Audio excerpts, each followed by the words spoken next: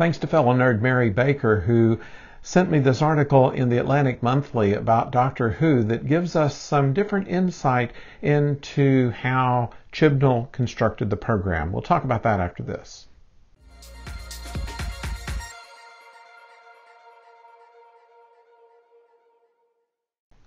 Hello out there, I'm the oldest nerd, and today the radical helplessness of the new Doctor Who is the name of the article in the Atlantic that's referenced down in the description below. We hope that you'll check that out. It's a rather interesting insight, and I think what we get from this is that there are no fixed points in time in the Chibnall Doctor Who universe.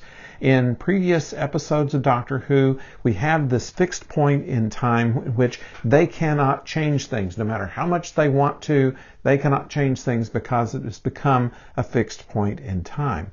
In this series, as evidenced by the Rosa episode, they are not so certain about that. In fact, they are concerned about this other time traveler affecting history and concerned that they might cause some interruption in the timeline themselves.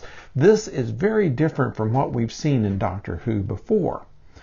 Interesting parallel to a Star Trek episode you're probably familiar with, City on the Edge of Forever. It won a Hugo Award. It had Joan Collins in it. It was a big episode of Star Trek. Some consider it the best. And in this case, it puts Captain Kirk in the same kind of position, really, that Doctor Who is depicting now, as the Doctor is dealing with.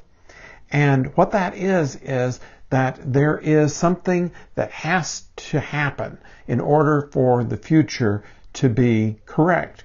And the captain is not able to be the hero, not able to change history, but actually has to follow through and do a very hard thing in order for history to go as normal. In that case, they know how history is supposed to turn out. In the case of Rosa, we also know how history is supposed to turn out. So this is a departure from the way Doctor Who has been done, and a departure from the way that most time travel episodes are done. Usually it is a matter of going in and changing history one way or the other, or attempting to change history one way or the other. And in this case, it's just the opposite, where they're trying not to change history. And that seems to be the situation where Doctor and companions go in with the intent of not disturbing the timeline. They did that once again in the Witches episode. In all of their historical episodes, they're cautioned to be careful not to change history. Certainly, the idea behind Doctor Who that David Tennant, his doctor, once told to Martha, just walk in as if you own the place, it's always worked for me, is not the way that Chibnall wants it done. A person can't stop a war. They can't put an end to discrimination. They can't tell people what to believe or what not to believe. And that seems to be what this Doctor Who is about, is we are going to observe history, we are going to travel through history, but we're not going to affect it. Now, this is a very different outlook from what Doctor Who has had before, and it could have a lot to do with why it seems like the episodes are so slow and plodding and not so adventurous and not so interesting in a number of cases. The best episodes of this series have been of things that would be middling in any other. And we kind of hope that Chibnall and company understand this, or at least are able to work within their idea to give just a little more action and adventure to this.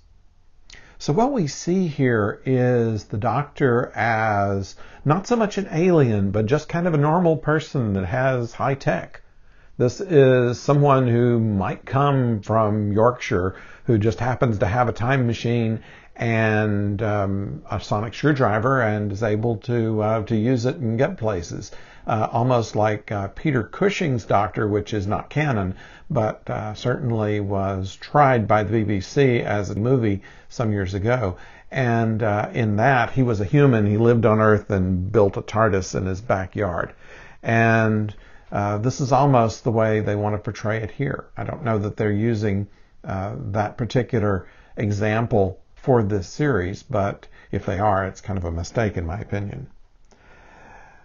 So we have a situation where we have no more of the lonely, guilty, self-doubting, love-starved, last of his kind, but decidedly alien doctor in this series.